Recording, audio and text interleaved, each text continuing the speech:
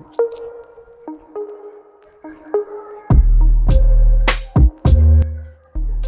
semuanya, Bapak Ibu guru hebat yang ada di seluruh Indonesia. Saya Nur Ali, salah satu tenaga pendidik yang ada di SMP Negeri 4 Kelapa Kampit.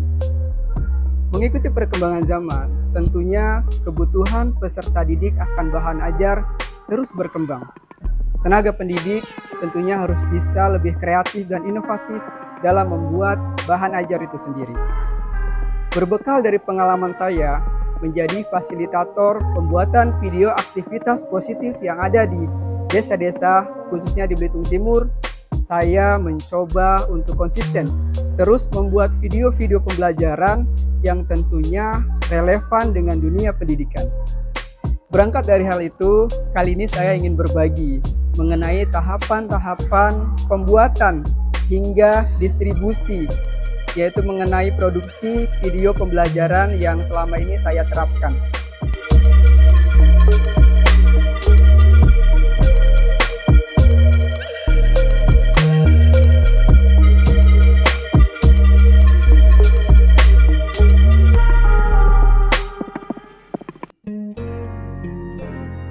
Baik Bapak Ibu, video tadi adalah salah satu proses atau tahapan dalam pembuatan video pembelajaran.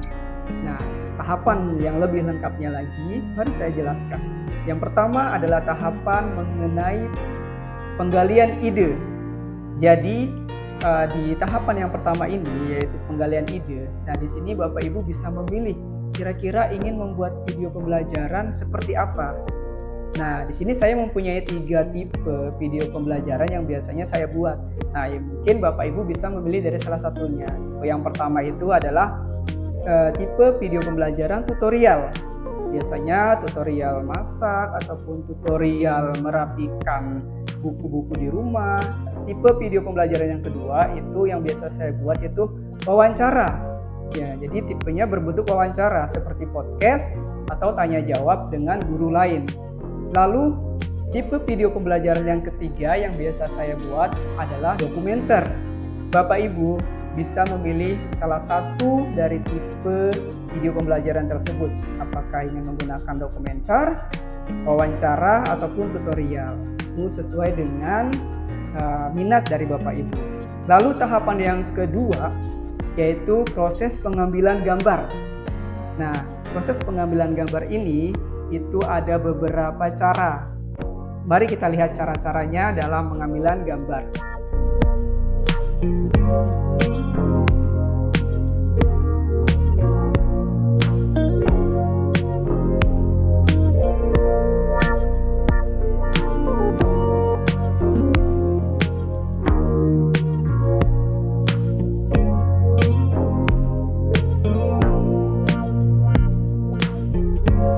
Nah, seperti itulah kiranya cara-cara ataupun tips-tips dalam pengambilan gambar.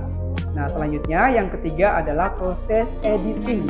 Seperti yang tadi Bapak Ibu di awal tonton, saya sedang mengedit suatu video, yaitu video podcast dari salah satu kepala sekolah yang ada di Kecamatan Kelapa Kampit. Nah, saya mengedit video beliau, dari mulai suaranya, terus animasi dan lain-lain. Nah, kita edit di bagian di proses editing tersebut. Lalu yang keempat ada proses yang namanya publikasi. Nah, proses publikasi ini itu banyak sekarang.